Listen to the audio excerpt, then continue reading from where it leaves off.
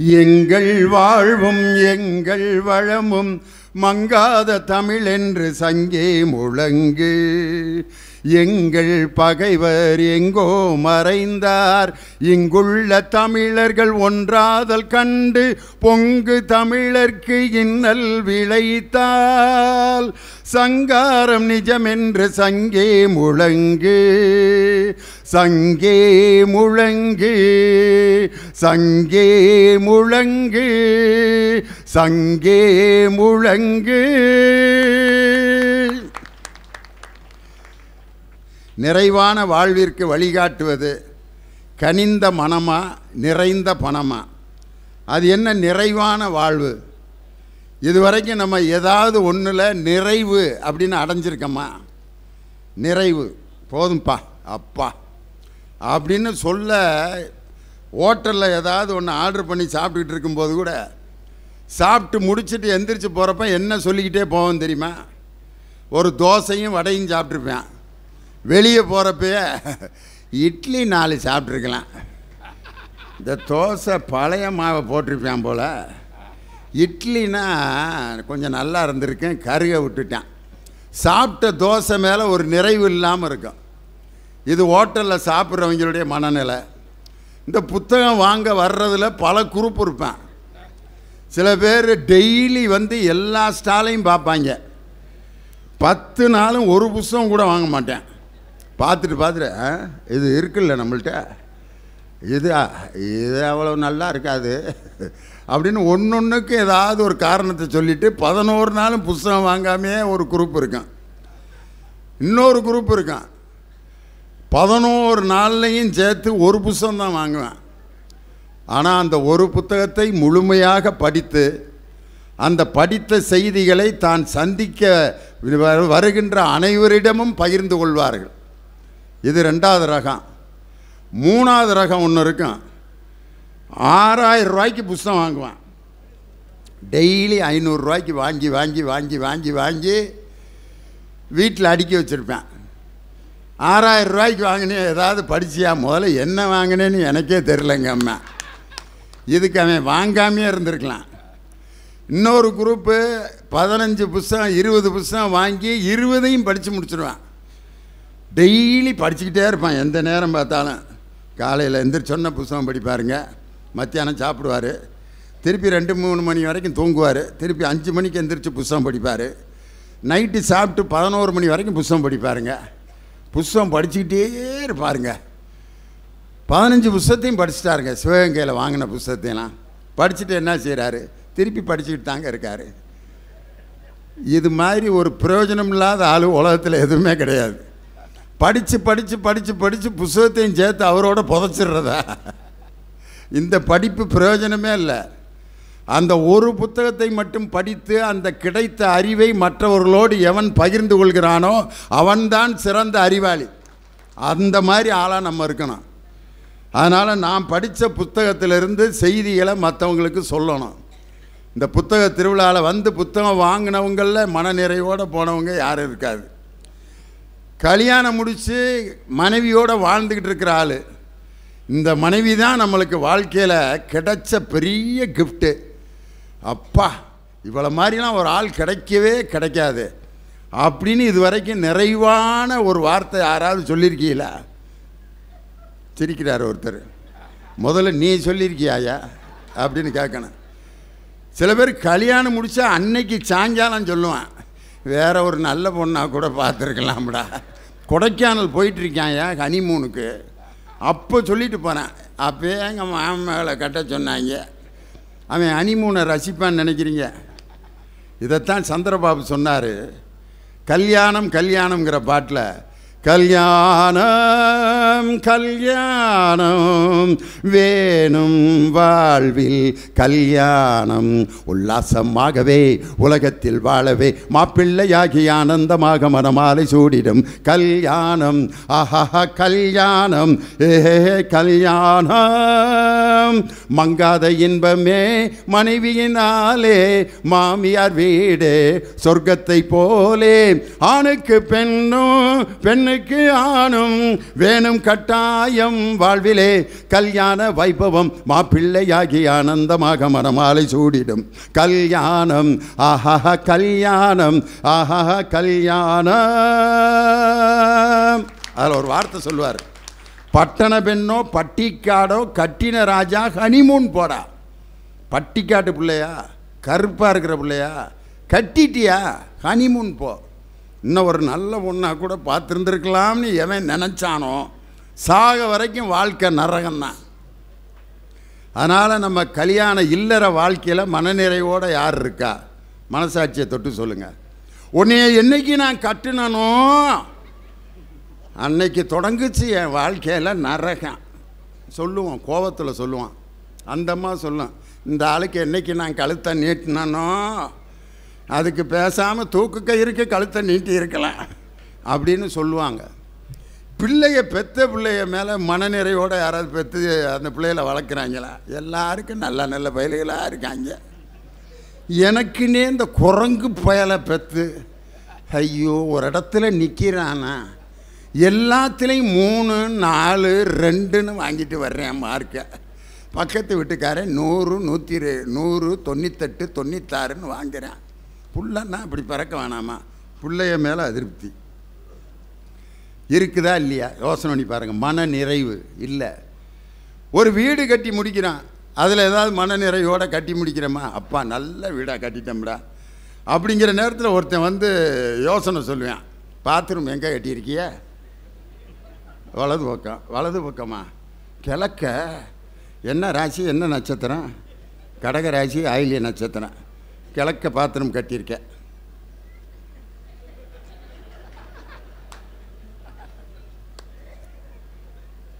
சிரமந்தான், ஒன்றும் சொல்ல மாட்டான், சிரமந்தான் அப்படின்னா அவன் என்னையா கற்பனை பண்ணுவான்? பெரிய உயிருக்கு ஆபத்துன்னு ஒரு ஆத்தையை போட்டு விட்டுருவான். அந்த வீட்டில் கிளடு கட்ட யாரும் இருக்காது, இவன் தான் இருக்கிறதுலே பெரியவன். என்ன ஆகும் அவன் மனநிலை?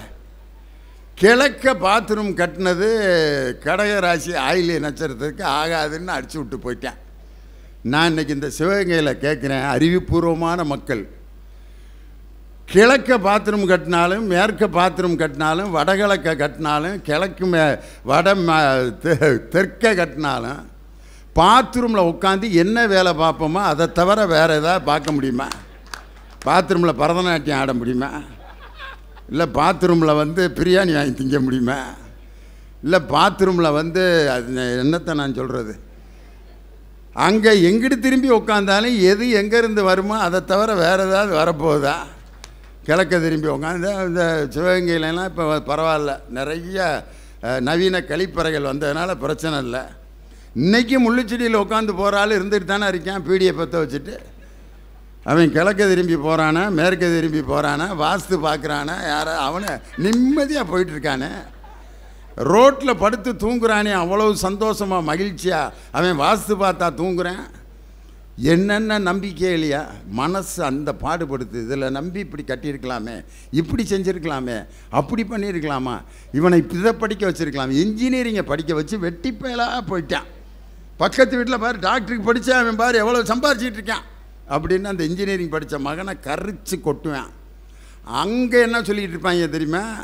இவ்வளவு செலவழித்து டாக்டருக்கு படித்து ஒரு ஊசிக்கு 15 ரூபா வாங்கிட்டு வந்திருக்கேன், மொத்தம் 15 ரூபா தாங்க இன்னைக்கு சம்பாரிச்சிருக்கேன், 45 லட்சம் செலவழித்து படிக்க வச்சேன். அவன் பாரு இன்ஜினியரிங் படிச்சுட்டு இந்த கொஞ்ச நாளில் வேலைக்கு போகிறேன் அப்படின்னு அவன் அந்த வீட்டை பார்த்து அவன் பொறாமைப்படுவான். மன நிறைவு. இதை நமக்கு தருவது கனிந்த மனமா நிறைந்த பணமா? அதான் பேச்சு. கனிந்த மனம் அப்படின்னு பேசுகிறதுக்கு கனிந்த மனத்தினுடைய தலைவரை பார்த்தீங்களா? சட்ட கலர் பாருங்க, பஞ்சு மிட்டாய் பஞ்சு மிட்டாய் பஞ்சு மிட்டாய், எல்லாருக்கும் ரொம்ப இனிப்பாக இருக்கிற பஞ்சு மிட்டாய் அப்படின்னு ஒரு குச்சியில் சுற்றி வைப்பாங்க பாருங்கள். வாழ்க்கையில் இந்த கலரில் யாராவது சட்டை போட்டு நீங்கள் பார்த்துருக்கீங்களா? எவ்வளவு தைரியமாக போட்டிருக்காரு பாருங்க. இதிலேருந்து என்ன தெரியுதுன்னா, மனசில் வஞ்சகம் இல்லாத மனுஷன் அவர் தான். சினிமாவில் இந்த மாதிரி சட்டையெல்லாம் போடுறது ராமராஜன் தான். ஊரு விட்டு ஊரு வந்து பேரு கெட்டு போகாதீங்க, அந்த பாட்டில் இந்த சட்டை தான் போட்டிருப்பார். வஞ்சமில்லாத ஒரு பேராசிரியர், டாக்டர் பட்டம் பெற்றவர், மதுரை மாவட்டத்தைச் சேர்ந்து இப்போ சென்னையில் எஸ்ஏ கலை மற்றும் அறிவியல் கல்லூரியில் தமிழ்துறை தலைவராக இருக்கார். பேராசிரியர் டாக்டர் விஜயகுமார் ஆவேசமாக தன் கருத்துக்களை வழங்குவதில் ஆற்றல் மிக்க பேச்சாளர். இவரிடம் படித்த மாணவர்கள் தான் செஸ்ஸில் உலக சாம்பியன்களான பிரிக்யானந்தா, வைஷாலி ஆகிய 2 பேருக்கும் வாத்தியார். இவர்கிட்ட படித்த வாத்தியாருங்க வேர்ல்டு செஸ் சாம்பியனு. என்கிட்ட படித்த ஒருத்தன் வந்து, ஐயா தான் நமக்கு வாத்தியாருங்க, ஃபுல் போதையில் இருக்கான், ஆனால் பெரிய பணக்காரன், நிற்க முடியல. ஐயா 5 லாரி ஓடுதுங்க ஐயா, 30 வீடு கட்டி வாடகைக்கு விட்டுருக்கேன், நல்லா இது இப்போ கோயில்களுக்கெல்லாம் அன்னதானம்லாம் கொடுத்துக்கிட்டு இருக்கிறேன் ஐயா. இது சொல்கிறப்ப ஒருத்தனுமே இல்லை. அப்புறம் ஒரு 15 பேர் தூட்டேன், லியோனியே யாரோ ஒரு தண்ணி போட்டாலும் பேசிகிட்டு இருக்காங்கன்ட்டு ஒரு 5 பேர் சுற்றி நிற்கிறப்ப சொல்கிறேன், நான் இந்த நிலைமையில் இருக்கிறதுக்கு காரணமே ஐயா தான். என்ன அந்த 5 பேரும் என்ன நினச்சிருப்பேன், ஏயா நீ ஃபிசிக்ஸு சொல்லி கொடுத்தியா, இல்லை கெமிஸ்ட்ரி சொல்லி கொடுத்தியா, இல்லை வேறு ஏதாவது சொல்லி கொடுத்தியா, இப்படி மாணவர்களை உருவாக்கிக்க அப்படின்னு என்னை தப்பாக நினைப்பாங்க. என்கிட்ட படித்த ஒருத்தர் 2 பேர் அப்படி இருப்பான். அதுக்காக நானாக காரணம். என்கிட்ட படித்த ஒருத்தர் திருவண்ணாமலையில் எஸ்பியாக இருக்கார், பிரபாகரன் ஐபிஎஸ். அந்த மாதிரி மாணவர் இருக்காங்க, இந்த மாதிரி மாணவர்கள் இருக்காங்க. ஒரே பாடம் தான் நடத்தினேன். அதே மாதிரி இந்த அணியில் பேசுவதற்காக வருகை இருந்திருப்பவர் உங்கள் மாவட்டத்தின் மண்ணின் மைந்தர், தேவகோட்டையில் அரசு நூலகத்தில் நூலகராக பணியாற்றி கொண்டிருக்கிறார். உங்கள் டிபார்ட்மெண்ட் நடத்துகிற ஃபங்க்ஷன் இது தெரியுமா? தேவகோட்டை ராஜன் பாட்டு பாடினார்னா இந்த மைக்கே தேவையில்ல. ஒரு காலத்தில் மைக்கே இல்லாமல் டிஆர் மகாலிங்கம் வந்து வள்ளி திருமணத்தில் பாடுவாராம். ஒரு 5000 பேர் அப்படியே மைக் இல்லாமல் கேட்குற அளவுக்கு அந்த குரல் அப்படி இருக்கான். காஜாத கானகத்தை நின்று லாபம் அப்படிங்கும்போதே 2 மணிக்கு வருவாராம் முருகன். தூங்கின குரூப் பூரா அப்படியே முழிச்சிருவாங்க. மேஜாதமான் மேஜாத மேஜாத மேஜாதமான் மேஜாதமான். அவர் கொஞ்ச நேரம் ரெஸ்ட் கொடுத்துட்டு பெட்டிக்கார், ஆமாம் மேஜாதமான் புள்ளி மேவாதமான் த சுலாவும் பூங்காவனம் அதில் நானுலாவும் கலைமானை நானே தடி வந்தனே புள்ளிமானே மேஜா. திருப்பி போயிடுவாங்க மேஜாத மேஜாத். ஆனால் அந்த நாடக கலைஞர்களாம் இல்லாட்டி வள்ளியும் முருகனை எப்படி கல்யாணம் பண்ணாங்கன்னு நமக்கு தெரிஞ்சிருக்குமா? வீரபாண்டிய கட்டபொம்மன் எப்படி வீரத்தை விளைத்தாருங்கிற விவரம் நமக்கு தெரியாமல் போயிருக்குமா? தூக்கு தூக்கிங்கிற நாடகத்தை நடத்தி காட்டுவாங்களே, அந்த நாடக கலைஞர்களெல்லாம் நான் உண்மையிலே வணங்குறேன். இந்த சிவகங்கை அந்த நாடக கலைஞர்களுடைய மையம். அதனால தான் அவங்கள நான்லாம் இன்னைக்கு கையெடுத்து கும்பிட்றேன் நான். அப்படி மேயாத மான் மேயாத மான்னு கடைசி வரைக்கும் மானை மேயவே விட மாட்டாங்க, அப்படி பாடுவாங்க. அப்படி பாட்டுக்கு சொந்தக்காரர் என் தம்பி தேவகோட்டை ராஜன். சிங்கப்பூருக்கு வந்திருந்தார், துபாய்க்கு வந்திருந்தார். இந்த நாட்டுக்கெல்லாம் போயிட்டு வந்தோம்னு சொன்னால் நம்ப மாட்டேங்கிறாங்க. அமெரிக்கா கனடாக்கெலாம் போயிருக்கேன். சும்மா ஓட்டாதையா, சும்மா ஏதோ ஒரு ஃபோட்டோ அமெரிக்காவில் பேசியேன் பார்த்தியா அப்படின்னு.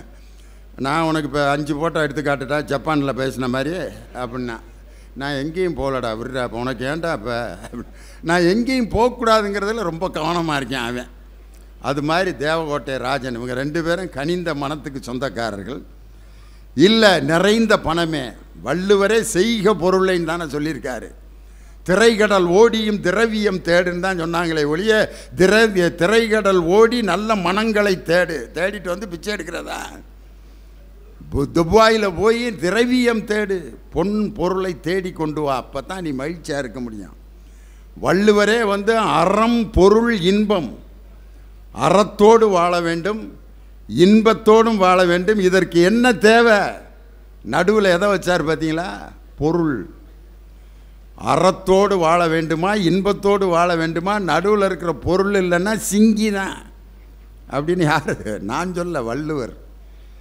கண்ணதாசன் ஒரு பாட்டு எழுதியிருப்பார். வரவு 8 செலவு 10 அதிகம் 2 கடைசியில் துந்தனா துந்தனா துந்தனா. அது என்ன துந்தனானா என்ன? யாராவது இது வரைக்கும் யோசிச்சிருக்கீங்களா? சொல்லுங்கள், துந்தனானா என்ன? யாருக்காவது தெரியுமா? ஐயா தெரியுமா துந்தனா? சொல்லுங்கள், யாராவது தெரிஞ்சவங்க.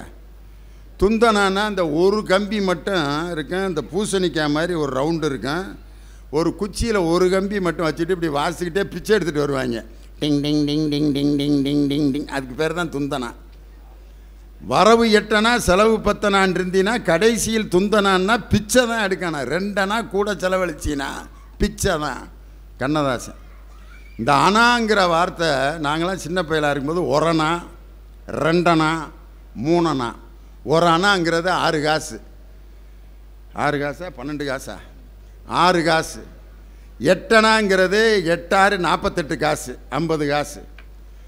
அதே மாதிரி 1 ரூபாய்க்கு 16 அணா, 6 16 96, அதுதான் 1 ரூபா.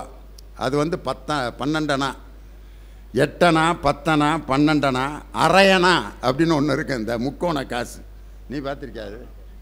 கால்னான்னு ஒரு ஓட்டை காசு இருக்கான், அது நடுவில் ஓட்டையாக இருக்கும், செப்பு காசு. அதுக்கு பேர் காலனா.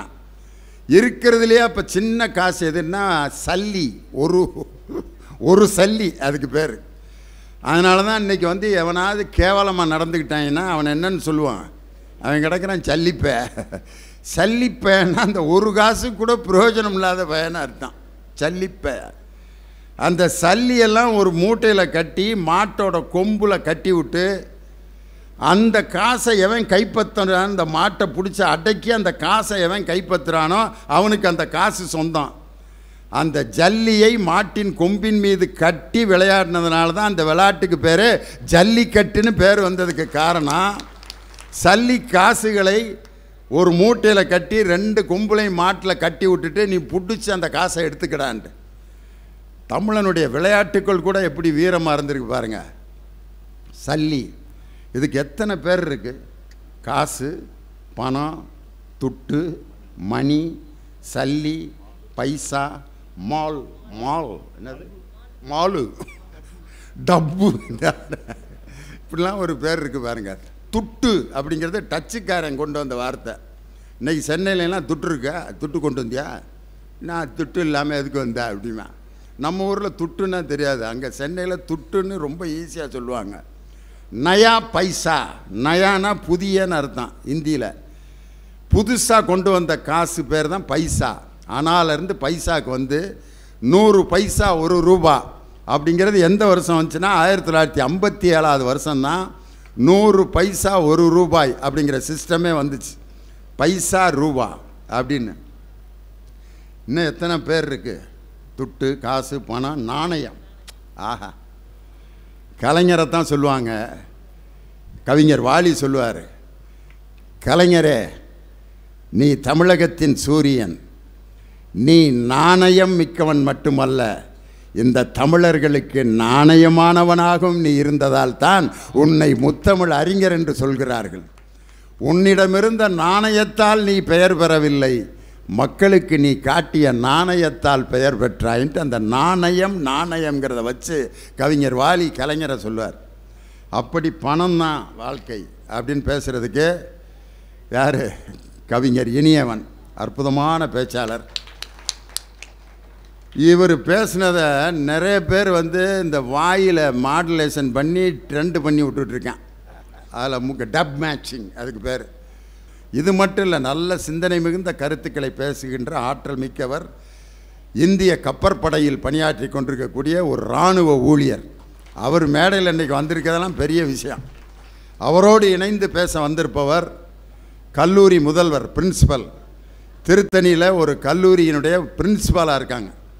நாளை காலையில் நீங்கள் போனீங்கன்னா அவங்க ரூமுக்கு வெளியே ஒரு 20 பேர் லீவு கேட்டு அப்படி கையை கட்டி நின்றுக்கிட்டு இருப்பாங்க. அப்புறம் அவரை சொல்லு, என்ன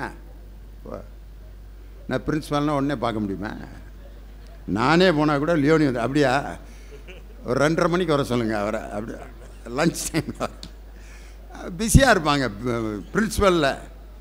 அதனால் அப்படிப்பட்ட ஒரு பொறுப்புமிக்க பதவியில் இருக்கக்கூடிய காமர்ஸ், அதாவது எம்காம் பட்டத்தில் பிஹெச்டி வாங்கியிருக்காங்க. வணிகவியலில் பிஹெச்டி. அது வந்து ஒரு பெரிய சாதனை தான். காமர்ஸ் படிக்கிறதே கஷ்டம், அதில் டாக்டர் பட்டம் வாங்கிறது மிகப்பெரிய சிறப்பு. அதனால் எங்கள் அருமை சகோதரி பேராசிரியர் முனைவர் பிரின்சிபல் வேதநாயகி வந்து பணமே அப்படிங்கிற அணியில் நிறைவு செய்ய வந்திருக்காங்க. ஒரே ஒரு வார்த்தை, பணம் ஒரு மனுஷனை என்ன பாடுபடுத்தும். காசே இல்லாமல் ஒருத்தன் நடந்து வந்தான்னா கண்டுபிடிச்சிடலாம், ஒன்றும் இல்லை போல இருக்கு அப்படின்ட்டுண்டா. வணக்கம் லியோனி சார். பட்டிமன்றம்லாம் ஒன்றும் இல்லையா? இல்லை நேற்று சிவகங்கையில் பேசுனீங்களா? காசு கொடுத்தாங்களா? கொடுத்தாங்க, ஆனால் நிறைய கொடுத்துருப்பாங்கல்ல அப்படின்னு காசை பற்றி பேசுகிறான்னா அவன்கிட்ட இல்லைன்னு அர்த்தம். கண்டுபிடிச்சிடலாம். ஏன் ரொம்ப சிரமத்தில் இருக்கியா? வாங்கினேன் ஒருத்தையும் கூட கடன் கொடுக்க மாட்டேங்கிறேன் ஐயா அப்படின்ட்டு புலம்பிகிட்டு இருப்பேன். கண்டுபிடிச்சிடலாம், ஐயாட்ட ரூபா இல்லை. பாக்கெட்டில் ஒரு 5000 ரூபா இருந்தால் நட வேறு மாதிரி இருக்கும். லியோனியா நல்லா இருக்கியா? என்ன லியோனி எப்படி இருக்கா அப்படின்னு கேட்டவன், லியோனியா நல்லா இருக்கியா? வட்டி பண்ணுறான் நிறையா போவீங்களாம்ல, எப்படி எப்படி மாறுது பாருங்க. இதைத்தான் நம்மளால் சொன்னால், கோமணத்தில் 3 காசு இருந்தால் கோழி ஊப்பிட பாட்டு வருமா? கோமணத்தில் 3 காசுக்கே கோழி ஊப்பிட பாட்டுன்னா 1,00,000 ரூபாயை ஒருத்தன்ட்ட கொடுத்து ஒரு பஸ்ஸில் அனுப்பிவிடுங்க. சும்மா போகிறப்ப ஒரு 10 ரூபாயை எடுத்துகிட்டு டிக்கெட் வாங்கிட்டு மீதி 2 ரூபாய் பாக்கெட்டில் போட்டு ஆம்பாட்டு தூங்கி எல்லாத்து மேலேயும் விழுந்துட்டு வர்றேன். அதே ஆள்கிட்ட ஒரு 1,00,000 ரூபாயை கொடுத்து காரைக்குடியில் போய் இது அவர்கிட்ட கொடுத்துரு அப்படின்னு பஸ்ஸில் ஏற்றி உட்கார வைங்க. தூங்குவான்னு நினைக்கிறீங்க? 1,00,000 பேக்கில் இருக்குது. பக்கத்தில் இருக்கேன் பூரா திருடை மாதிரியே தெரியும் அவனுக்கு. ஒருத்தர் வந்து, வாங்க சார், எதுக்கு எனக்கு வணக்கம் போடுறேன், ரூபாய் நோட்டம் போட்டாங்கடா, இந்த பக்கம் இருக்கேன், உங்களை எங்கேயோ பார்த்தேன், என்னே நீ பார்த்துருக்க மாட்டேடா, எல்லாம் பையில் இருக்க ரூபாயை பார்த்துட்டு லெவல் பண்ணுறாங்க அப்படின்னு. கண்டக்டர் வந்து எங்கே போகணுன்னு கேட்பார். நான் எங்கே போனேன் உனக்கு என்ன? இவங்க 2 பேர் 3 பேரும் சேர்ந்து கூட்டணி வச்சு இறங்குறதுக்குள்ளே அடிச்சிடுவாங்க போல இருக்குன்ட்டு கண்டக்டரையும் சந்தேகப்படுறேன். யாரை பார்த்தாலும் திருடை மாதிரியே தெரியும். அந்த 1,00,000 அவனை படுத்துது. சிவகங்கை டு காரைக்குடியே பயணம் பண்ணுறவன் அந்த 1,00,000 வச்சுட்டு போக முடியலையே. கோடி கோடியாக வச்சுருக்க அம்பானி அதானிலாம் எப்படி தான் தூங்குறாங்கன்னு உண்மையிலே ஆச்சரியமாக இருக்குது. அவர் சொல்கிறாரு, நோ, உலகத்து இந்தியாவிலே நம்பர் 1 பணக்காரர் என்ன சாப்பிட்றாரு அப்படின்னு பார்த்தா அவருடைய மெனு போட்டிருக்காங்க. காலையில் ஆனால் கவுனி அரிசி கஞ்சி, பருப்பு துவையல் காலையில். மதியம் தயிர் சாதம், ஊறுகாய், 2 வாழைப்பழங்கள். 3 மணிக்கு பாதாம், பிஸ்தா, நட்ஸ், 5 பருப்புகள், 1 க்ரீன் டீ. இரவு 2 வாழைப்பழம், 1 டம்ளர் பால். ஒரு நாளைக்கு 5 கோடி சம்பாதிக்கிறாரு. எவ்வளவுக்கு சாப்பிட்றாருன்னா 26 ரூபாய்க்கு தான் சாப்பிட்றாரு. இவருக்கு பேர் பணக்காரனா? உலகத்திலே கேடுகட்ட பிச்சைக்காரன் யாருன்னா இந்த ஆள் தான். ஆனால் ஒரு நாளைக்கு 40 ரூபா கூலி வாங்கிட்டு 25 ரூபாய்க்கு புரோட்டா சால்னா வாங்கி அப்படி பிச்சு போட்டு அப்படி அந்த சால்னா ஊற்றி பக்கத்தில் ஒரு கலக்கி முட்டை ஆம்ப்லெட் வாங்கி அடிச்சுட்டு அந்த இலையில் இருக்க சால்னா வலிச்ச அப்படி இழுப்பான் பாருங்க. ஒரு இழுவை சால்னா கொஞ்சம் ஊற்றப்பா, புரோட்டா இல்லைண்ணே பரவாயில்ல கொஞ்சம் குடிச்சிக்கிறேன் அப்படின்னு வாங்கி சால்னா ஒரு இழுவை இழுத்துட்டு அவன் அடைகிற சந்தோஷம் லட்ச ரூபா கொடுத்தாலும் ஒரு மனிதனுக்கு கிடைக்கவே கிடைக்காது. 2 புரோட்டாவாவது மனதோடு சாப்பிட்ணும் அப்படின்னு. மனம் பணம் அருமையாக பேச போகிறாங்க. முதலாவதாக, நிறைவான மகிழ்வை மனிதனுக்கு தருவது கனிந்த மனமா நிறைந்த பணமா என்ற அணியில் கனிந்த மனம் இப்பொழுது துவங்குகிறது. பேராசிரியர் விஜயகுமார் உங்கள் பலத்த கரவொலியோடு மேடைக்கு வருகிறார். வாங்க. நீதிபதி அவர்களே, ஒரு நல்ல தலைப்பு கொடுத்துருக்கீங்க. நிறைவான வாழ்க்கைக்கு எது அவசியம்? கனிந்த மனமா நிறைந்த பணமா? இந்த தலைப்புலைய ஒரு சூட்சுமத்தை எங்கள் நடுவர் வச்சிருக்காரு. அதனால தான் அவர் நடுவராக இருக்கிறார். பணம் தேவையில்லை என்று நாங்கள் பேச மாட்டோம். அந்த சூட்சுமத்தை பாருங்க நீதிபதி அவர்களே. அழகான தலைப்புல நிறைந்த பணம் தேவையில்லைங்க, பணம் தேவை. ஆனால் நிறைந்த பணம் தேவையில்லை, ஆனால் கனிந்த மனம் தேவை. சார், இனியவன் அப்படித்தான் பேசுவார். இந்த உலகமே அப்படித்தானே இருக்கு. நல்லா பாருங்க, புத்தகம் அமைதியாக இருக்கும், புத்தகத்தை படித்தவன் ஆட்டம் போடுவேன், ஐயோ நான் பெரிய ஆள்றா அப்படின்னு. பாட்டில் அமைதியாக இருக்கும், அந்த பாட்டிலில் குடித்தவன் ஆட்டம் போடுவான். பணம் அமைதியாக இருக்கும் நீதிபதி அவர்களே, பணத்தை வச்சிருக்கிறவன் ஆட்டம் போடுவான். பணம் அமைதியாக இருக்கும், பணத்தை தூக்கிட்டு போகிறவன் ஆட்டம் போடுவான். இந்த உலகத்தில் எல்லாமே தலைகீழாக தானே இருக்குது. அப்போ இனியவன் மட்டும் தலைகீழாக எல்லாமே இருப்பார். ஏப்பா சினிமாவில் அழகா சொன்னாம்பா, கையில் கொஞ்சம் காசு இருந்தால் நீதான் அதற்கு எஜமானன், கழுத்து வரைக்கும் காசு இருந்தால் அதுதான் உனக்கு எஜமானன். வாழ்வில் அர்த்தம் புரிந்துவிடு, வாழ்க்கை வாழ பழகிவிடு. ஒருவன் ஒருவன் முதலாளி, உலகில் மற்றவன் தொழிலாளி, விதியை நினைப்பவன் ஏமாளி, அதை வென்று முடிப்பவன் அறிவாளி. பூமியை வெல்ல ஆயுதம் எதற்கு, பூப்பறிக்க கோடரி எதற்கு சொன்னான.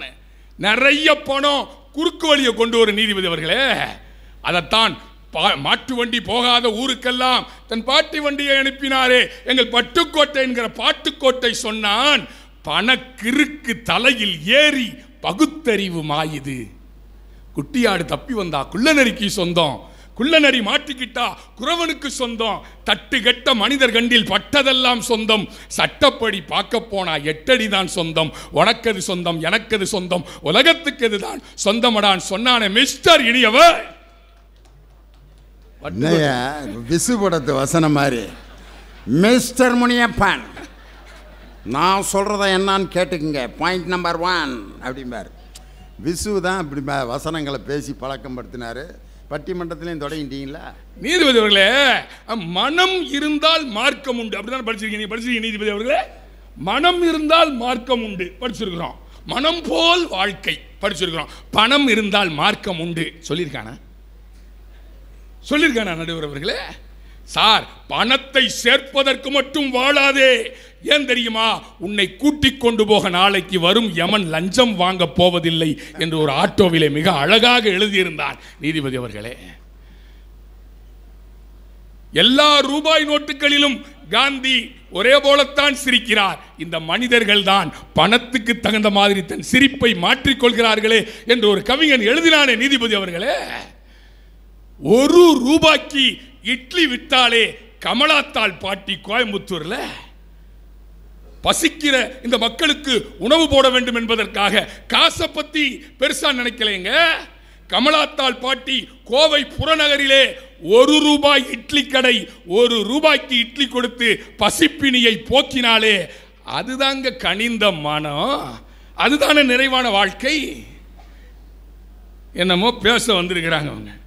சார், வீரமாமுனிவர் சொல்றார் தேம்பாவணியில் 30 வெள்ளிக்காசுக்காக இயேசு பிரானையே காட்டி கொடுத்தானே யூதாஸ். காசு பார்த்தீங்களா எவ்வளவு குறுக்கு புத்திய வளர்க்குதுன்னு? இயேசுவையே காட்டி கொடுத்தான் 30 வெள்ளிக்காசுக்காக. வீரமாமுனிவர் தேம்பாவணியில் அழகா சொல்லுவார், நட்பில் சதி புரிந்த சண்டாளன் யூதாஸ் என்று சொல்லுவார். 30 வெள்ளிக்காசுக்கு இயேசுவையே காட்டி கொடுத்தானே.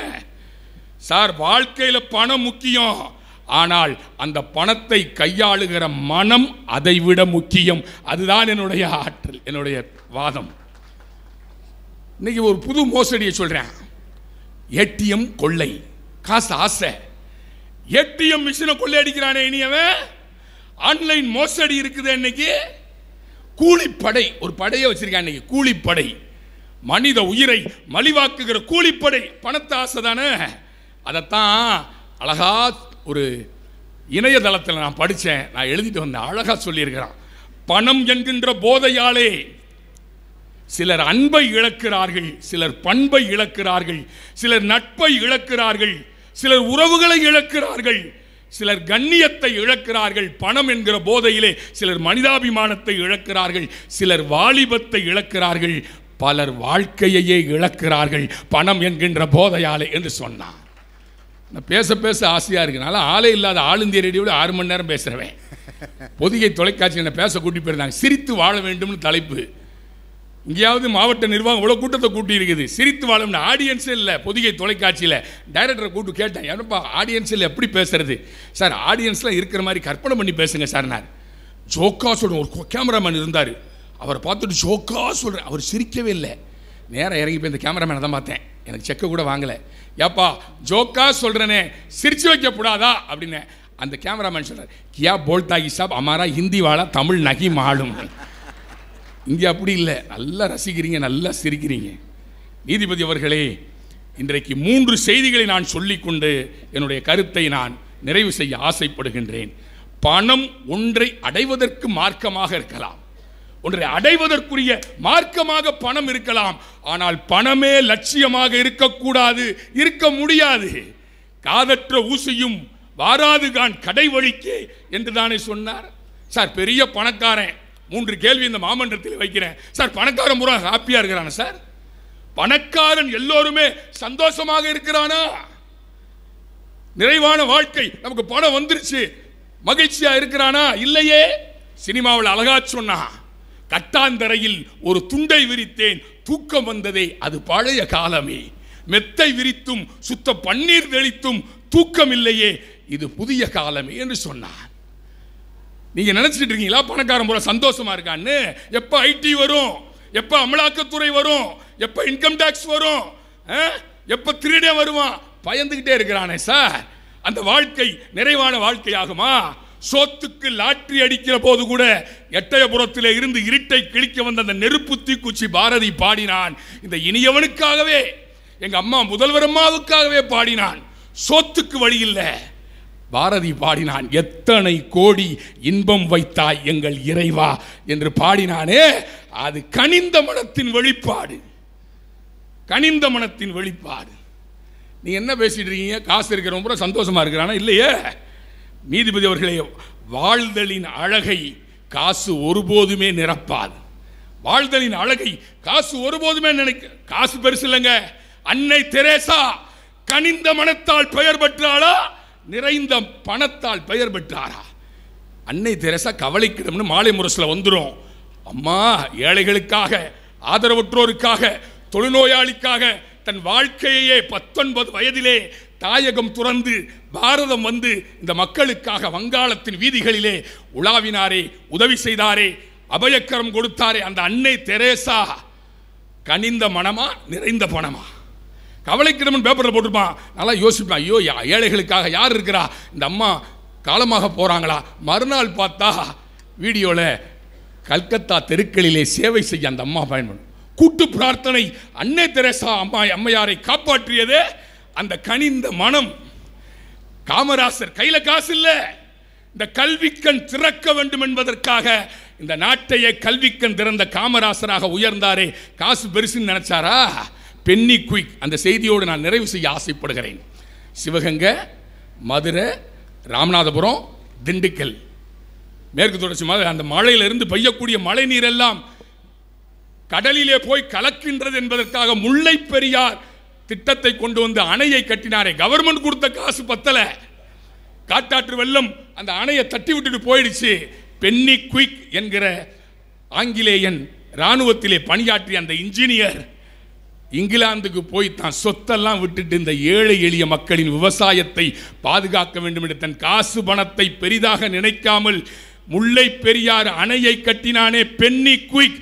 இன்றைக்கும் தேனி மாவட்டத்திலே உன் பேர் என்னப்பான்னு கேட்டா பென்னி குயிக்னு வெள்ளக்காரன் பேரை வச்சிருக்கிறானே. காசை பெரிதாக நினைக்காதவர்கள் தான் வாழ்க்கையை வாழ்ந்து காட்டியவர்கள். வாழுகின்ற மக்களுக்கு வாழ்ந்தவர்கள் பாடமடி. பணம் என்பது குறுக்கு புத்தியை வளர்க்கும், பணம் என்பது கள்ள நோட்டடிக்க தூண்டும், பணம் என்பது சொத்து பத்து தகராறை உருவாக்கும்.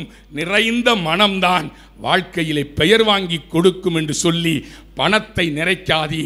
பணம் என்பது புழங்கு கருவி, பணத்தை விட நிறைந்த மனம்தான் வாழ்க்கையை நிறைவு செய்யும் என்று வியக்க வைத்த ரசிக பெருமக்களுக்கு என் இதய தோட்டத்தில் பூத்திருக்கிற நன்றி மலர்களை காணிக்கையாக்கி விடைபெறுகின்றேன். நன்றி, வணக்கம். ஞாயிற்றுக்கிழமை மத்தியானம் காலையில், இந்த ஞாயிற்றுக்கிழமை ஒரு நாள் தான் நிம்மதியாக நம்ம சாப்பிட்ற நாள். மட்டனுக்கிட்டன்னு எடுத்து இட்லி சூடாக, மற்ற நேரம்லாம் அவசர அவசரமாக என்னதுன்ட்டு போகிறோம்னே தெரியாமல் போவோம்.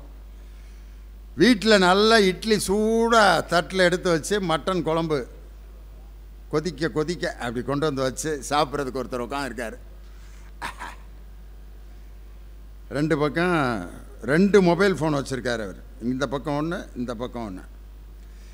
இட்லியை பிச்சு மட்டன் குழம்புல தொட்டு அப்படி மட்டனோடு எடுத்து அப்படி ஒரு சாப்பிட்டு அப்படி மெல்ல போகிறாரு. ஃபோனில் பெல் அடிக்குது. கொண்டு போனதை திருப்பி வச்சிட்டாரு. சொல்லுப்பா. என்னது? எப்போ? நல்லா தானடா இருந்தார். அங்கிட்டு இருந்து நல்லா இருந்தவர் தான் சாக முடியும், செத்தவனே திருப்பி சாக முடியுமா? அவன் மொக்கையை போடுறான் காலையில் 7:30க்கு. நல்லா தானடா இருந்தார். எப்பட்றா? சுகரு 300க்கு மேலே போச்சு. நைட்டு விவரம் தெரியாமல் காலையில் சாப்பிட்டாரு. சாப்பிட்டு முடிச்சோடனே நெஞ்சை பிடிச்சவர் தான். என்ன சாப்பிட்டாரு? இட்லி மட்டன் குழம்பு. இவனுக்கும் சுகர் இருக்குது. அவன் திம்பான்னு நினைக்கிறீங்களா? அதை மொபைலை வச்சுட்டேன். அந்த இட்லி அவனை அப்படியே பார்க்குது. இன்னும் ஒரு 15 நிமிஷம் கழித்து ஃபோன் பண்ணியிருக்க கூடாதா? படாதி பய ஒரு வாயை கூட திங்க விடாமல் பண்ணிட்டானே. எடுத்து வைக்கிறப்பெல்லாம் அவன் நெத்தியில் காசு வச்சு மாலை போட்டிருக்க மாதிரியே இருக்கு அவனுக்கு. நம்ம வீட்டில் பந்தல் போட்டாங்கன்னா என்னடா பண்ணுறதுன்னு வச்சுட்டேன். முடிஞ்சா? என்னடா மனிதனுடைய வாழ்க்கை? நேற்று இருக்கவன் இன்றைக்கி இல்லை, நாளைக்கு இருக்கிறேன். எங்கள் பள்ளிக்கூடத்தில் ஒரு வாத்தியாருக்கு இன்னும் பட்டான், ரிட்டையர் ஆகிட்டார். அவருக்கு பேர் 10 ரூபி மாயாண்டி. 10 ரூபி மாயாண்டி. ஏன் இப்படி அவருக்கு பட்டம் கிடச்சின்னா, நாங்கள்லாம் ஒரு 30 வருஷத்துக்கு முன்னாடி நான் வேலைக்கு சேர்ந்த புதுசில் டெல்லி டூர் போயிருந்தோம். அப்போ டெல்லியில் இந்த சாந்தினி சவுக் அப்படின்னு ஒரு மார்க்கெட்டிங் ஏரியா இருக்குது. அதில் எங்கள் கூட அன்னைக்கு ஹிந்தி பண்டிட்டாக இருந்தாங்க 2 பேர். அவங்க ஹிந்தி பண்டிட்டாலேருந்து விலகி தமிழ் வாத்தியாரை மாறிட்டாங்க. அவங்களுக்கு ஹிந்தி தெரியும். அவங்க 2 பேரை தான் எங்கிட்டாவது கடை கூட்டி போயிட்டு இருந்தாங்க. அப்போ ஒருத்தர் பேக் வாங்கினோம்னா இந்த மாயாண்டி, யாராவது ஹிந்தி தெரிஞ்சவங்க இப்போ வாங்கப்பா ஒரு பைய நல்லா சீப்பாக வாங்கி கொடுங்கன்னு. அந்த 2 ஹிந்தி பண்டிட்டு என்கிட்ட போயிட்டாங்க. ஒரு வாத்தியார், எனக்கு ஹிந்தி தெரியும் வாடா நான் வாங்கி தர்றேன் அப்படின்னு கூப்பிட்டு போய் அந்த பேக்கு விற்கிறவன்ட்ட இவருக்கு தெரிஞ்ச ஹிந்தியில், அரே சாப் Mayandi Dindigul saint Mary's very poor மேரா பேக் அப்படின்னோன்னா ஒரு பேக் எடுத்து கித்தனா ரூபியா சாப், ஹிந்தி தெரியுமா அவருக்கு. உடனே அவர் இதர் பேக் மே 5 ரூபியா அப்படின்ட்டுருக்கான். இவர் 2 ரூபாய்க்கு கேட்குறாரு. யார்? இந்த ஹிந்தி தெரிஞ்சவர் கூட்டி போனார்ல, எங்கள் சித்தப்பா தான், குழந்தராஜ் அவர் பேர். 2 ரூபாய்க்கு கேட்குறதுக்கு என்ன கேட்டுவிட்டார்? நைஸ் ஆப் 10 ரூபியா அப்படின்ட்டுருக்கார். அவன் வியாபாரி முழிக்கிறான். என்னடா நம்மளே 5 ரூபாய்க்கு தான் தர்றாங்கிறான், இவன் 10 ரூபாய்க்கு வாங்குறேங்கிறானே. இப்படி பயலுகளா திண்டுக்கல்லேருந்து வந்திருக்காங்க. நைஸா 5 ரூபியா அப்படின்ட்டுருக்கான்.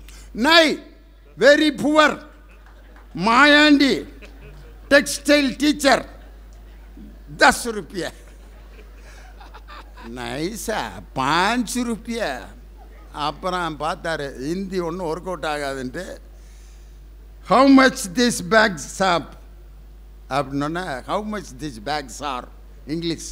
உடனே அவன் திஸ் பேக் இஸ் 5 rupees வந்துட்டான். உடனே 5 rupees, I want this bag for 2 rupees. No yes 2 rupees. No சாப், I will give for 3 rupees. No சாப் 2 rupees.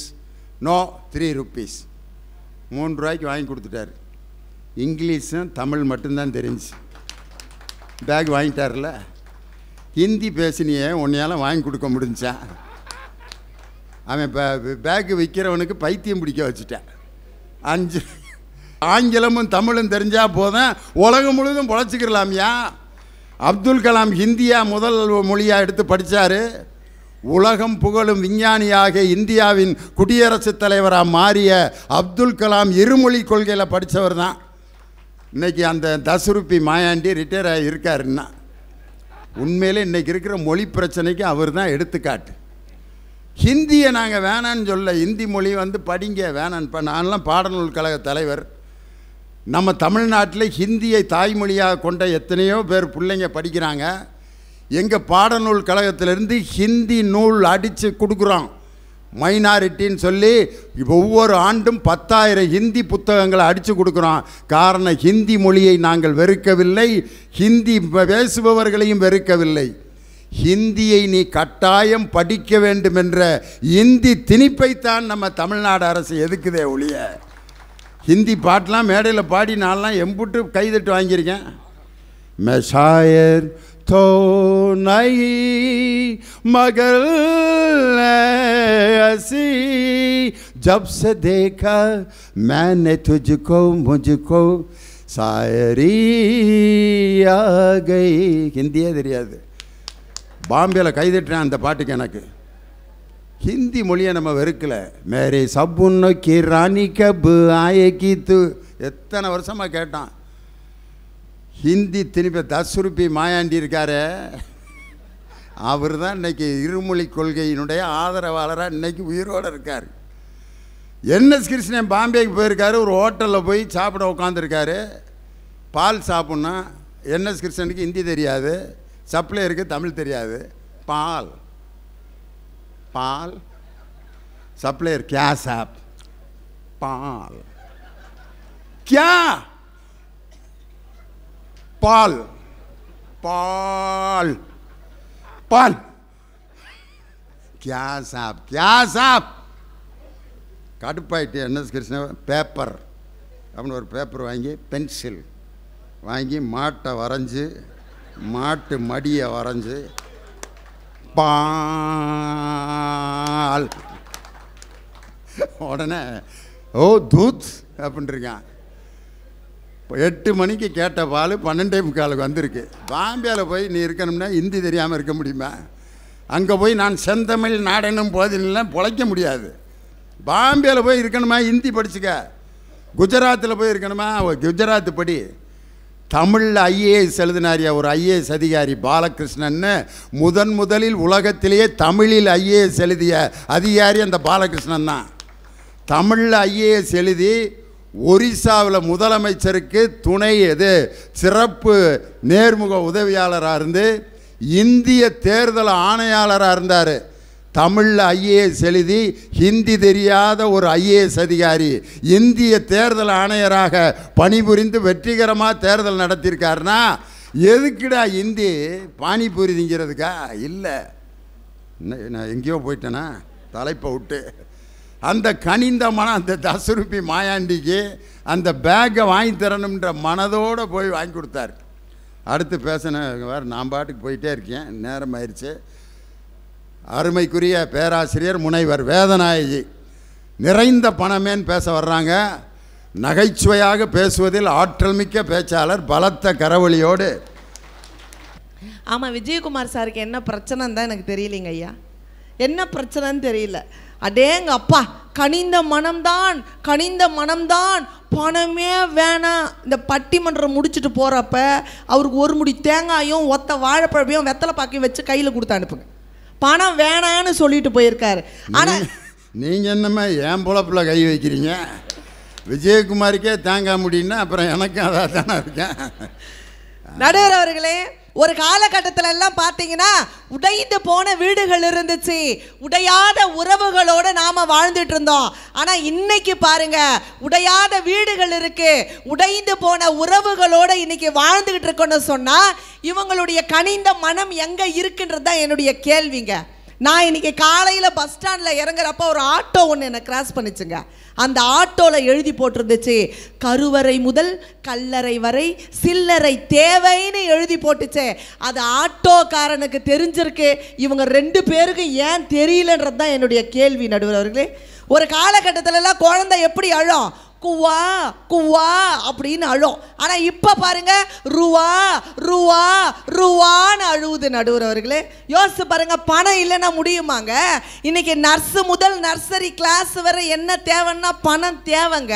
ஃபீஸ் கட்டினா தான் அவன் டேடி, இல்லைன்னா அதோ போகிறான் பாரு கேடின்னு சொல்கிற நிலைமை இன்னைக்கு இருக்குன்னு சொன்னால் பணம் எவ்வளோ முக்கியம். நடுவர் அவர்களே, யோசிச்சு பாருங்க. இன்னைக்கு ஒரு விஷயம் தாங்க, கருப்பை இல்லைன்னா குழந்தை பிறக்க முடியாதுங்க, இறப்பை இல்லைன்னா உணவு உண்ண முடியாது, பணப்பை இல்லைன்னா இந்த உலகத்தில் வாழவே முடியாது. நடுவர் அவர்களே, பணம் அவ்வளோ முக்கியமான ஒரு விஷயம் இருக்குங்க.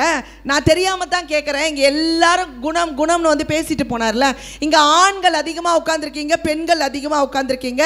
இங்கே உட்காந்துருக்கிற ஆண்களை பார்த்து நான் கேட்குறேன், குணம்னு வந்து பேசுகிறீங்களே, குணம்தான் சிறந்ததுன்னு வந்து பேசிட்டு போயிருக்காரு.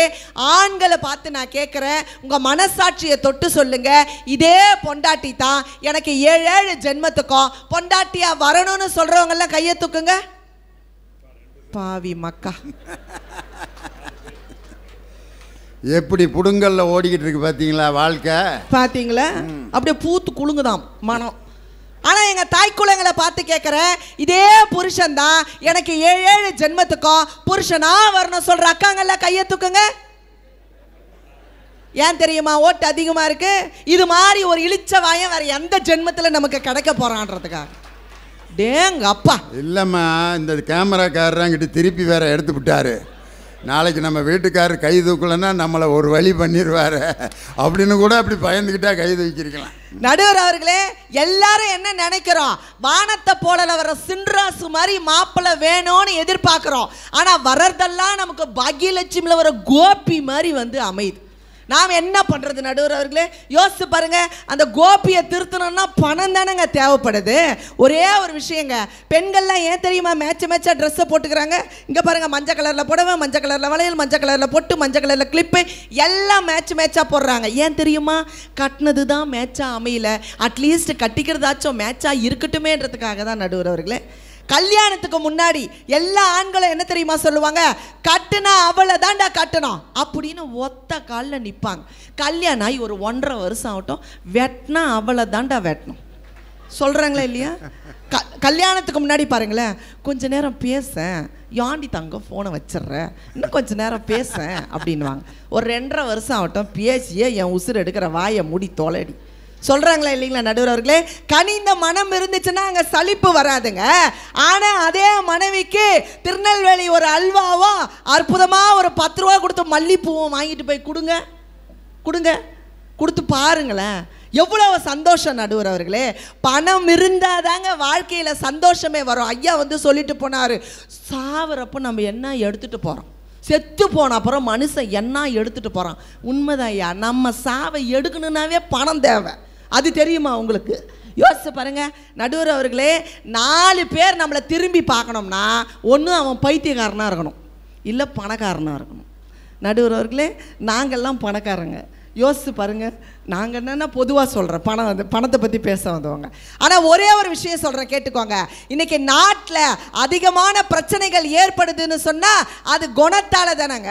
யோசிச்சு பாருங்கள், ஒன்றும் பிரச்சனை இல்லைங்க. இன்றைக்கி பணத்தால் ஏமாந்தவர்களை விட பாசத்தால் ஏமாந்தவர்கள் தான் இந்த நாட்டிலே அதிகமாக இருக்கிறார்கள் என்று சொன்னால் உங்கள் குணம் எங்கேப்போ போட்டுச்சு? ஒரு பெரிய பணக்காரர் இறந்துட்டாருங்க, அவர் கொண்டு போய் நேராக சுடுகாட்டில் புதைக்க போகிறாங்க. அப்போ வெட்டியான் சொன்னார், நீங்கள் எல்லாம் போங்கய்யா, அவரை நான் புதைச்சிட்டு போகிறேன் அப்படின்னாரு. கூட இருக்கிறவர் சொன்னார், இல்லை நான் கூடவே இருக்கேன் அப்படின்னாரு. அதெல்லாம் கிடையாது, நீ போயா அப்படின்னாரு. சரின்னு போய் அவர் போய் ஓரமாக நின்றுட்டார். வெட்டியானுக்கு தெரியும் எப்படி அந்த பணத்தை எரிக்கணும்னு சொல்லிட்டு மூட்டின உடனே இந்த காலில் இருக்கிற அந்த நரம்பு சுருன்னு இழுத்த உடனே அந்த பணம் எந்திரிக்கும். எந்திரிச்ச உடனே வெட்டியான் என்ன பண்ணுவார்னா கால்லையே கட்டையிலேயே ஒரு அடி போடுவார். அப்படிதானங்க? போட்ட உடனே அந்த பணம் என்ன ஆகிடும், அப்படியே படுத்துருங்க. ஆனால் அந்த பெரிய மனுஷன் ஒருத்தர், பணக்காரர் ஒருத்தர் இறந்துட்டார்ல, இறந்துட்ட உடனே அவர் அதே மாதிரி தீ மூட்டினாரு, அந்த பணம் எந்திரிச்சிச்சு. உடனே வெட்டியான் கட்டையால் அடிக்க போனார். கூட நின்றுட்டு இருந்தான் பார்த்தியா, அவன் கிடுகிடுன்னு ஓடி வந்தான், அடிக்காத அப்படின்னா. அப்புறம் எப்படிரா பணம் படுக்கும் அப்படின்னார். அமைதியாயிருன்னு சொல்லிட்டு அந்த பணத்து காதில் போய் அவன் கூட வந்தவன் ஏதோ சொன்னான், பணம் படுத்துருச்சு. அவன் என்ன சொல்லியிருப்பான்? வராத பணம் வட்டி எல்லாம் வந்துருச்சு, நீ படுத்துக்கோயான்னா படுத்துருச்சு. பணம்னா பணமே எந்திரிச்சு நிற்குதுங்க. இவங்க ஏன் உட்காண்டிருக்காங்கன்னு தெரியல. நடுவர் அவர்களே, யோசிச்சு பாருங்க. இன்னைக்கு டிவிஎஸ் 50 எடுத்துட்டு வந்தா ஹாய்னு சொல்றாங்க, ஹீரோ ஹோண்டாவில் வந்தா ஹலோன்னு சொல்றாங்க, மாருதியில் வந்தா ஐ லவ் யூன்னு சொல்றாங்க. அத்தனையும் வாடகைன்னா அண்ணான்னு சொல்லிட்டு போயிடுறாங்களே. உங்க மனம் என்ன பண்ணுதுங்க? இன்னைக்கு காதல்ல பாருங்க, செத்த ஒன்று நெத்தியில் 8 அல்லது 1 ரூபாயத்தானே வச்சிருக்கேன். ஆமா, அவன் வாங்கின கான்ட்ராக்ட் சர்டிஃபிகேட்டையா தொங்க விட்டுருக்காங்க. மனுஷன் சாகிறப்பயாவது அந்த ரூபாயோட போட்டோம்னு தான் நெத்தியில் அந்த ரூபாயை வச்சு இப்போ புதைக்கிறான். தெரியுமா விஜயகுமார்? நல்லா தெரிஞ்சுக்க சொல்லுங்க. ராஜன் பாயிண்ட்டை நோட் பண்ணேன். ஆமாம் நடுவர் அவர்களே, இன்னைக்கு எத்தனை காதல் முறிஞ்சு போகுது? எதனால் முறிஞ்சு போகுது நடுவர் தெரியுமா? நடுவர் அவர்களே, இன்னைக்கு பெற்றோரால் பிரிகிற காதலை விட பைக்கில் பெட்ரோல் இல்லைன்னா பிரிகிற காதல் தான் இன்னைக்கு அதிகமாக இருக்கு. நடுவர் அவர்களே, ஒரு காதலை நம்ம ஏகப்பட்ட பஞ்சு டைலாக் அடிக்கிறீங்களே, இது பூரா அப்படியே சினிமாவில் வந்துரும் பாருங்க. நடுவர் அவர்களே, அம்மாவின் கை அன்பை காட்டும், அப்பாவின் கை அறிவை காட்டும், நண்பனின் கை ஃபிகரை காட்டும், பணம் இல்லைன்னா ஃபிகரின் கை டாட்டா மட்டும்தான்டா காட்டும் மச்சான் அப்படிங்கிறத அவங்க மறந்து போயிருக்காங்க. நடுவர் அவர்களே, யோசித்து பாருங்க. இன்னைக்கு ஒரு பெரிய பால்ய சிநேகிதர்கள் 2 பேர் ரோட்ல பேசிக்கிட்டு போறாங்க. உனக்கு 2 பிள்ளையடா, 2 பிள்ளைய என்ன பண்றான்னு சொல்லி கேட்கிறப்ப அவர் சொன்னாரு, ஒரு பிள்ளை ஆஸ்திரேலியாவில் இருக்கான், இன்னொரு பிள்ளை அமெரிக்காவில் இருக்கிறான். இப்ப எந்த பிள்ளைடா உன்னை பார்த்துக்கிறான்னு சொல்லி கேட்கிறப்ப 2 சன்னும் என்ன பார்த்துக்கலடா, நான் வாங்குற பென்ஷன் தான்டா இன்னைக்கு என்ன காப்பாத்துதுன்னு சொன்னா உங்க மனம் எங்க போச்சுன்றதா என்னுடைய கேள்வி. நடுவர் அவர்களே, வீடு வரை லேண்ட்லைன், வீடு வரை லேண்ட்லைன், வீதி வரை கார்ட்லெஸ், காடு வரை செல்லு, கடைசி வரை பில்லுன்றதை இவங்க மறந்து போயிருக்காங்க. நடுவர் அவர்களே, நிறைவா நான் இப்படி சொல்லி முடிக்கிறேன். நான் திருத்தணியிலிருந்து வரேங்க. திருத்தணி பக்கத்துல தான் நம்ம பெருமாள் இருக்காரு, திருப்பதி பணக்கார அவரு. ஒரு நாள் நான் திருப்பதிக்கு போயிருந்தேன். எனக்கு முன்னாடி ஒரு 4 பேர் நின்றுட்டு இருந்தாங்க. அதுக்கு முன்னாடி நின்னவன் சொன்னா, சாமி நான் 500 ரூபா வச்சிருக்கேன், பெருமாளை எப்ப பார்க்கலாம் அப்படின்னாரு. கூட இருந்த அந்த பட்டாச்சியார் சொன்னாரு, நீ 5 நாள் ஆகுண்டா பெருமாளை பார்க்கறதுக்குன்னாரு. அதுக்கு பின்னாடி இருந்தான், சாமி நான் 5000 ரூபா வச்சிருக்கேன், பெருமாளை எப்ப பார்க்கலாம் அப்படின்னாரு. உடனே பட்டாச்சியார் சொன்னாரு, நீ 5 மணி நேரத்துல பார்த்துடலாம்டா பெருமாளை அப்படின்னாரு. அதுக்கும் பின்னாடி ஒருத்தர் தான், சாமி நான் 50000 ரூபா வச்சிருக்கேன், பெருமாளை எப்ப பார்க்கலாம் அப்படின்னாரு. பட்டாச்சியார் சொன்னாரு, நீ 5 நிமிஷத்துல பெருமாளை பார்த்துடலாம்டா அப்படின்னாரு. அதுக்கு பின்னாடி ஒருத்தர் தான், சாமி நான் 5 லட்சம் ரூபா வச்சிருக்கேன், பெருமாளை எப்ப பார்க்கலாம் அப்படின்னாரு. சாமி சொன்னாரு, நீ இங்கே பெருமாளை நான் தூக்கிட்டு வரேன்னு. நடுவர் அவர்களே, இது தெரியாம அவங்க பேசிட்டு இருக்காங்க. ஒரு காலகட்டத்தில் அப்பாக்கு தெரியாம அம்மா நமக்கு காசு கொடுத்தாங்க. ஆனா இன்னைக்கு மனம்னு பேச வந்திருக்கீங்களே, பொண்டாட்டிக்கு தெரியாம இன்னைக்கு அம்மாக்கு காசு கொடுக்குறீங்கன்னு சொன்னா உங்க மனம் என்ன செய்யுது அப்படிங்கிறத என்னுடைய கேள்வி என்று சொல்லி, நானும் என் அம்மாவும் பீடி சுற்றுகிறோம், என் அப்பா ஊர் சுற்றுவதால் என்று 8வது படிக்கிற ஒரு சிறுமி அவள் கவிதை எழுதுகிறாள் என்று சொன்னால், பணம் இந்த உலகத்திலே எவ்வளவு முக்கியம் என்பதை செருப்பு தைக்கிற கூலி தொழிலாளியை போய் சென்று கேட்டு பாருங்கள். பணமே இல்லாமல் தினமும் பட்டினியாய் கிடக்கிறவர்களை போய் கேட்டு பாருங்கள். பணம் ஒரு மன நிறைவான மகிழ்ச்சிக்கு காரணம், பணம்தான் காரணம் என்று சொல்லி வாய்ப்பளித்த நல்ல உள்ளங்களுக்கு நன்றி பாராட்டி விடைபெறுகின்றேன். நன்றி, வணக்கம். ஆஹா, எத்தனை பஞ்சு டயலாக். வந்தோன்னு ஒரு கேள்வி கேட்டாங்க, விஜயகுமார் உங்களுக்கு என்ன பிரச்சனை? ஒருத்தன் போய், டே வாழ்க்கையில் பயங்கர பிரச்சனைடா, எப்படியாவது இதை தீர்த்து வைடான்னதுக்கு அந்த தீர்த்து வைக்கிறவன் ஒரு டயலாக் சொல்லியிருக்கேன். அப்போ ரொம்ப பிரச்சனையா? பிரச்சனையாக பார்த்தா தாண்டா பிரச்சனையாக இருக்கான்.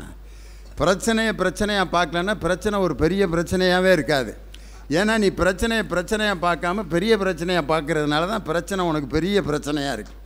அதனால் நீ பிரச்சனையாக பார்க்காம பிரச்சனையாகவே பார்க்காம விடுங்க அப்படின்னா அவன் அப்படியே பார்த்தான், ஓம் பிரச்சனை பெரிய பிரச்சனையாக இருக்கும் போல இருக்கு, எனக்கு இருந்த பிரச்சனையே மறந்து போச்சுரா நீ சொன்ன வாக்கியத்தை அப்படின்னு. வாழ்க்கையில் பிரச்சனை இல்லாத மனுஷனே கிடையாது. அவனை போய் இப்படி பைத்தியம் பிடிக்க வைக்கிறதா?